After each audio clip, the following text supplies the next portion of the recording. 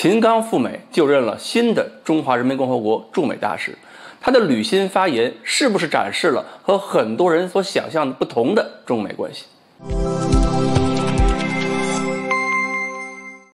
各位网友，大家好，我是刘小飞。美国的副国务卿谢尔曼访华刚刚结束，7月28号，中国这新的驻美大使秦刚就去美国赴任了。在中美激烈争吵背景下，秦刚到了美国能够发挥什么样的作用，能够怎么样的改变中美关系？那么他到任之后最先的发言又是什么样一个内容，表达什么样的气氛呢？秦刚到华盛顿以后呢，立刻通过中美媒体释放了一些个比较缓和的友善的信号。他强调的是，他说我相信中美关系的大门已经打开，就不会关上，这是时代潮流，大势所趋，民心所向。那么问题来了，在很多网友看来，因为中美之间毕竟是刚刚吵完架嘛，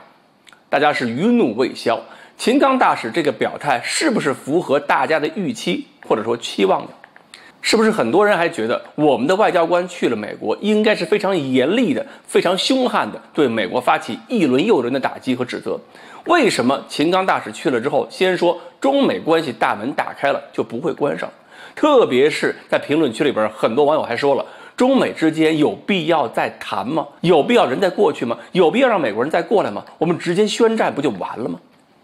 其实呢，我们要明白一点，中美之间的关系到底怎么发展，是不是到了一个真正要开打的程度？舆论战呢，其实也是一种交战，只不过战场就不局限于中美两国了，而是战场要摆在整个国际社会面前。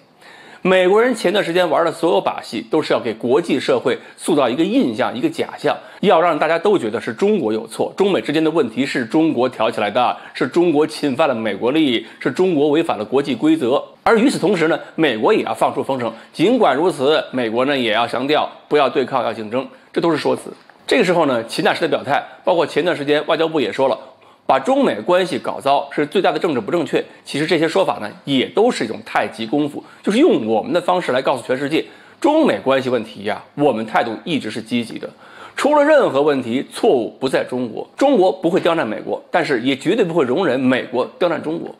那么中美双方的表态都是说话技巧，绝不是说中国或者美国任何一方说了一点好听的话，这边说了我们只要竞争不要冲突，这边说呢大门敞开了就不会关上，是任何一方服软或者认怂了，根本不是这么回事，都是在国际社会面前表达自己。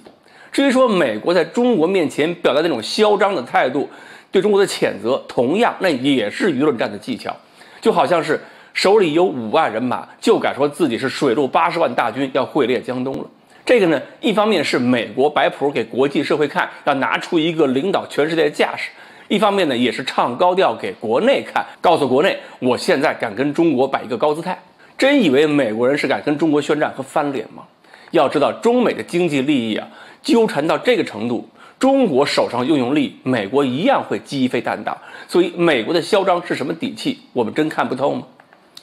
双方呢都是在舞台上演对手戏，整个国际社会都是观众，谁让国际社会觉得自己的话更可信，依靠谁更有利益保障，谁就是舆论战的胜利者。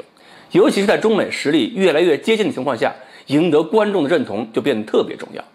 这不仅仅是需要勇气的问题，是从目标到战术到微操，需要一整套技巧。而我们这个秦大使性格如何呢？纽约时报说了，秦大使特点就是言辞犀利，有表演天赋。这很可能意味着秦大使在任期间，既能够让美国政界觉得难以对付，同时对美国的媒体和民众来讲又有亲和力。因为美国民众最容易接受的恰恰是犀利、幽默、写实的口吻，用这种口吻去抨击美国政界一些做法，才是用对方听懂的语言去和对方斗争。这才是真正战狼外交的舆论技巧。态度要坚决果断，不能放手的利益要分毫不让，但是手法要敏捷，要锐利。希望秦大使和上一任的崔天凯大使一样，用政治智慧让中美关系能够逐步回到理性的道路上。好，关于秦刚大使就任之后，中美关系会有什么样的发展，我们可以继续展望。欢迎大家继续关注我们的栏目，我们下期再说。